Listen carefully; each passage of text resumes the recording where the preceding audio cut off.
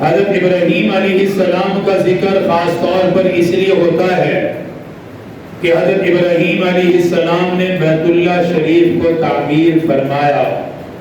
سب سے پہلے انہوں نے بیت اللہ شریف کا حج کیا، پھر طواف کرتے ہوئے مقام ابراہیم پر نفل ادا کیے جاتے ہیں.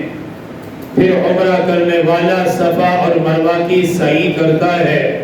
صفا اور مروہ کی سعی حضرت ابراہیم علیہ السلام کی زوجہ حضرت حاجرہ اور ان کے بیٹے حضرت اسماعیل علیہ السلام کی یاد میں کی جاتی ہے. مینا کے میدان میں حج کے ایام میں جایا جاتا ہے، وہاں ٹھہرا جاتا ہے، شیطان کو کنکریاں ماری جاتی ہیں، احرام بھی وہی کھلتا ہے، بال بھی وہی کاٹے جاتے ہیں، قربانی بھی وہی کی جاتی ہے. اس کی وجہ یہ ہے کہ حضرت ابراہیم علیہ السلام نے اپنے بیٹے حضرت اسماعیل علیہ السلام کو مینا کے میدان میں اللہ کے راستے میں قربان کرنا چاہا. اللہ تعالیٰ کو ان کی یہ قربانی اتنی پسند آئی، اللہ تعالیٰ نے اس قربانی والے عمل کو قیامت تک کے لیے جاری و ساری فرمایا. حضرت ابراہیم علیہ السلام کا ذکر قربانی کے لحاظ سے بھی ہے کہ قربانی جو ہم کرتے ہیں حضرت ابراہیم علیہ السلام کی وہ سنت ہے جسے اللہ پاک نے اس امت کے اندر جاری و ساری فرمایا.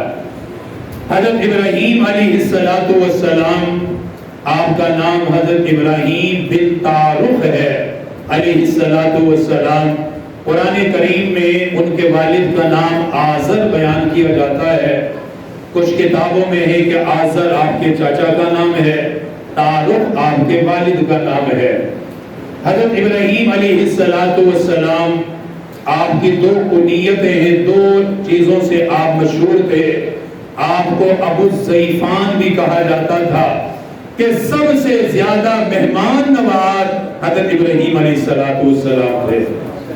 مہمان نوازی میں ایک خاص مقام رکھتے تھے. ان کو ابو الانبیاء بھی کہا جاتا ہے. ابو الانبیاء اس لیے ان کو کہا جاتا ہے کہ حضرت ابراہیم علیہ السلام کے بعد جتنے بھی انبیاء اللہ پاک نے دنیا میں بھیجے وہ سارے کے سارے انبیاء حضرت ابراہیم علیہ السلام کی اولاد میں سے آئے. حضرت اسماعیل علیہ السلام کی اولاد، حضرت اسحاق علیہ السلام کی اولاد، یہ دونوں حضرت ابراہیم کے بیٹے ہیں. اللہ تعالیٰ نے نبوت اور رسالت کا سلسلہ ان سے آگے بڑھایا. حضرت ابراہیم علیہ السلام کے بعد جتنے بھی انبیاء آئے ان تمام انبیاء کا تعلق حضرت ابراہیم علیہ السلام سے ہے. خود پیارے آقا صلی اللہ علیہ وآلہ وسلم آپ حضرت اسماعیل علیہ السلام کی اولاد میں سے ہیں. آپ کا نسب مبارک حضرت اسماعیل سے آگے بڑھتا ہے اور حضرت آدم علیہ السلام تک جاتا ہے.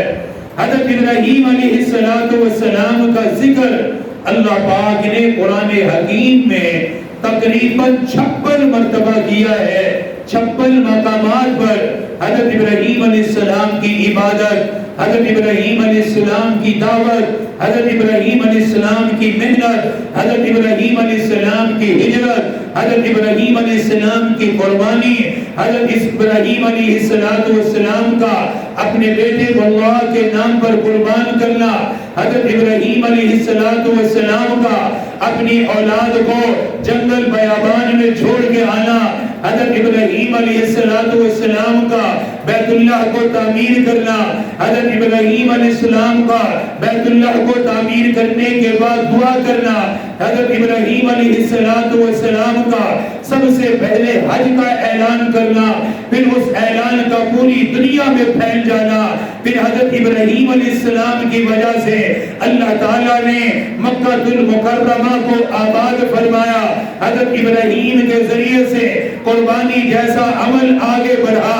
پھر حضرت ابراہیم علیہ السلام کا ذکر اللہ پاک نے قرآن کریم میں ان کی 5 خاصیت بھی بیان فرمائی. ابراہیم علیہ السلام صدیقین میں سے ہیں. حضرت ابراہیم علیہ السلام انبیاء میں سب سے اونچا درجہ رکھتے ہیں.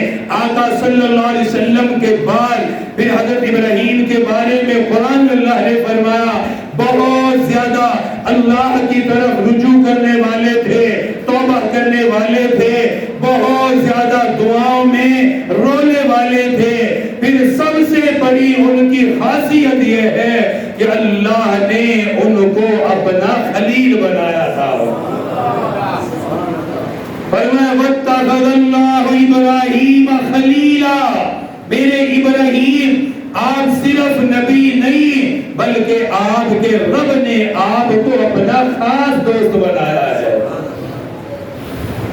ان چیزوں کا ذکر اللہ نے قرآن میں کیا ہے، 56 مقامات پر الگ الگ ان کا مختلف انداز میں اللہ پاک نے قرآن میں ذکر کیا ہے۔ پھر اس ذکر کے ساتھ قرآن کریم کی 114 سورتوں میں مستقل ایک سورت کا نام سورہ ابراہیم رکھا۔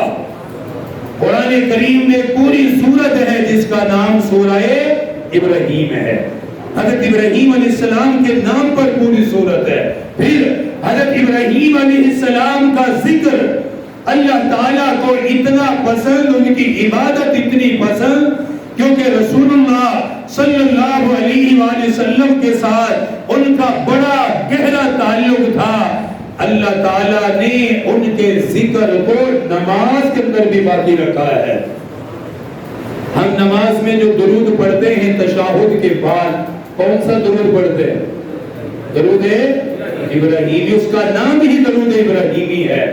حضرت ابراہیم کا ذکر ہوتا ہے، حضرت ابراہیم کی آل کا ذکر ہوتا ہے، اور اس میں حکمت کیا ہے کہ حضرت ابراہیم علیہ السلام کا ذکر، حضرت ابراہیم کی آل کا ذکر، اصل میں یہ ذکر ہے رسول اللہ کا، اصل میں یہ ذکر ہے رسول اللہ کا، کیونکہ حضرت ابراہیم آپ کے جد امجد ہیں اور آپ حضرت ابراہیم کی آل میں سے ہیں، اس لیے اللہ تعالیٰ ان کی آل کا ذکر کرتا ہے۔ دراصل وہ ذکر بھی رسول اللہ کا ہے۔ اللہ آپ کے نسب کو بتاتا ہے، آپ کے خاندان، آپ کی لیے نسبی سلسلہ اللہ بیان کرتا ہے۔ تو حضرت ابراہیم علیہ السلام اللہ کے عظیم اور برگزیدہ پیغمبروں میں سے ہیں۔ وہ 5 رسول جن کے پاس قیامت کے دن امتیں سفارش کے لیے جائیں گی کہ آپ ہماری سفارش کر دیجئے، ان 5 میں آپ صلی اللہ علیہ وسلم کے بعد سب سے بڑا نام حضرت ابراہیم کا ہے علیہ السلام۔ پھر کچھ ایسے اعمال ہیں جو حضرت ابراہیم علیہ السلام سے شروع ہوئے ہیں۔ مثلا سب سے پہلے داڑھی اور سر کے بال حضرت ابراہیم علیہ السلام کے سفید ہوئے، آپ سے پہلے کسی کے بال سفید نہیں ہوئے۔ سب سے پہلے داڑھی اور بال پر مہندی حضرت ابراہیم خلیل اللہ نے لگائی۔ سب سے پہلے منبر پر حضرت ابراہیم خلیل اللہ بیٹھے۔ سب سے پہلے جہاد کا حکم جس پیغمبر کو ملا حضرت ابراہیم علیہ السلام ہے۔ سب سے پہلے جہاد حضرت ابراہیم خلیل اللہ نے کیا۔ جس پیغمبر نے سب سے پہلے سلا ہوا کپڑا پہنا وہ حضرت ابراہیم خلیل اللہ علیہ السلام ہے۔ اور مہمان نوازی میں سب سے پہلے جس نے شہرت پائی وہ حضرت ابراہیم علیہ السلام ہے۔ مہمان کے بغیر کھانا کھاتے ہی نہیں تھے۔ جب تک دسترخوان پر کوئی مہمان نہ ہوتا جلدی کھانے کے لیے نہیں بیٹھتے تھے، انتظار فرماتے تھے۔ اگر کوئی مہمان نہ آتا تو باہر سے کسی مسافر کو لاتے، اپنے دسترخوان پہ بٹھا کر اسے کھانا کھلاتے۔ سب سے پہلے جو سرید کھائی گئی ہے دنیا میں، گوشت کے شوربے میں روٹی ڈال کر توڑ کر، وہ سب سے پہلا عمل حضرت ابراہیم علیہ السلام کا ہے۔ حضرت ابراہیم علیہ السلام خاص انبیاء میں سے ہیں۔ اللہ تعالیٰ نے ان کا ذکر سورہ مریم میں کس انداز میں کیا، آپ اس کو توجہ سے سنیے۔ اللہ تعالیٰ خود اپنے حبیب پر وہ آیات نازل فرما رہا ہے کہ میرے حبیب میرے قرآن میں میرے خلیل کا ذکر کیجئے، پڑھیے، ان کی دعوت کو پڑھیے، ان کی محنت کو پڑھیے۔ اور پڑھ کر اپنے صحابہ کو بتائیے کہ دین کے لیے محنت کس طرح ہوتی ہے. آپ ان کو بتائیے حضرت ابراہیم کا واقعہ. قرآن حکیم اللہ نے خود فرمایا وَذْكُرْ فِي الْكِتَابِ إِبْرَاهِيمَ إِنَّهُ كَانَ صِدِّيقًا نَبِيًّا. قرآن کریم سورہ مریم اللہ نے اپنے حبیب پر نازل فرمائی. فرمایا میرے حبیب قرآن میں میرے خلیل کا ذکر کیجئے. قرآن کریم کی ان آیات کی تلاوت کیجئے جن آیات میں میں نے اپنے خلیل کا ذکر کیا. ان آیات کو پڑھیے جن آیات میں میں نے اپنے خلیل کی نبوت کا ذکر کیا, ان کے منصب رسالت کو بیان کیا, ان کی دعوت توحید کو بیان کیا, ان کے اس کارنامے کو بیان کیا, نمرود کے سامنے کھڑے ہو کر اللہ کی توحید کو بیان کیا, اللہ پاک کی وحدانیت کو بیان کیا. قرآن کریم میں فرمایا وَذْكُرْ فِي الْكِتَابِ إِبْرَاهِيمَ, میرے پیغمبر میرے خلیل ابراہیم کا ذکر کیجئے. إِنَّهُ كَانَ صِدِّيقًا نَبِيًّا. اللہ پاک نے ذکر کرتے ہوئے سب سے پہلے فرما میرے محبوب وہ میرا عظیم پیغمبر تھا, وہ صدیقین میں سے تھا, وہ عظیم انبیاء میں سے تھا, وہ صداقت کا علم بردار تھا. فرما ان کی دعوت کا انداز یہ تھا, ان کی محنت کا طریقہ یہ تھا, انہوں نے لوگوں کو اللہ کی طرف کیسے بلایا, لوگوں کو دین کی دعوت کیسے دی. شہر بابل کے اندر آپ کی ولادت ہوئی, شہر بابل کے اندر ہی جوان ہوئے. آپ نے جوانی میں دیکھا لوگ اپنے ہاتھوں سے بت بنا رہے ہیں, ان بتوں کی پوجا کر رہے ہیں, ان بتوں کی عبادت کی جا رہی ہے. کسی بت کو یہ نام دیا یہ اولاد دینے والا, کسی بت کو یہ نام دیا یہ بارشوں کا نظام چلانے والا, کسی بت کے بارے میں یہ کہا یہ زمین کا نظام چلانے والا, کسی بت کے بارے میں یہ کہا یہ آسمانوں کا نظام چلانے والے. سارا شہر بت پرستی میں ہے. اس شہر کا بادشاہ نمرود خود خدائی کا دعویٰ کرنے والا, نعوذ باللہ لوگوں سے اپنی عبادت کروانے والا, لوگوں سے سجدہ کروانے والا, وہ نمرود خدائی کا دعویٰ کرتا رہا. لوگ بت بنا بنا کے عبادت کرتے رہے, ان کے سامنے پڑے رہتے, رات کو بھی ان سے مانگا کرتے, دن میں بھی ان سے مانگا کرتے. ان حالات میں اللہ نے اپنے خلیل ابراہیم کو بھیجا. کتنے مشکل حالات ہیں, کتنی پریشانیوں والے حالات ہیں. ہر گھر کے اندر بت ہے, ہر چوک کے اندر بت ہے. ساری قوم بت پرستی کرنے والی, ساری قوم اللہ کو بھول چکی ہے. پھر بادشاہ بھی نمرود ہے, ظالم بادشاہ, جس کے سامنے اللہ کا ذکر کرنا گویا اپنی جان کو ضائع کرنا ہے, اپنی جان کی بازی لگانا ہے. ان حالات میں حضرت ابراہیم علیہ السلام نے اپنی دعوت کا آغاز کیا, اپنی نبوت اور رسالت کا آغاز کیا. سب سے پہلے دین کی دعوت کے لیے اپنے گھر سے آغاز کیا, اپنے والدین سے آغاز کیا, اپنے گھر والوں کو بلایا, اپنے والد کو بلا کر فرمانے لگے.